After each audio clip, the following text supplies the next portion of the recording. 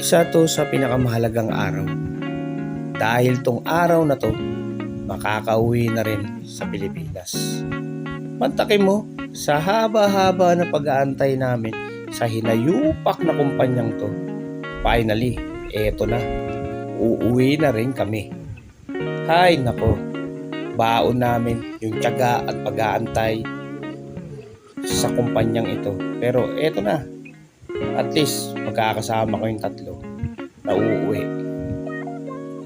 Hindi man kami magkakaparehas ng lugar o hindi man kami magkakasama ulit. Pero may memories kami sa aming pagtigil ng trabaho at meron kaming pinagsamahan na hindi malilimutan. So, ingat kayo mga tropa. Kung di man tayo magkita o magkita man tayo, sa laging yung tatandaan na may naging kaibigan kayo na wasak.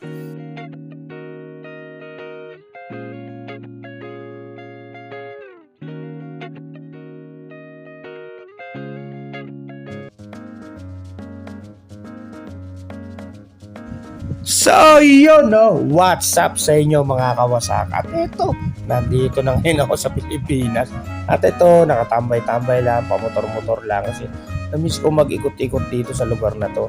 So napakatagal kong hindi napunta at lugar to. Ngayon, motor-motor lang tayo at strolling lang tayo dito at walang magawa eh. So ito, habang nagmumotor tayo, nagbibideo tayo at para makita nyo naman itong pinagmamalaking San Nicolas na lugar.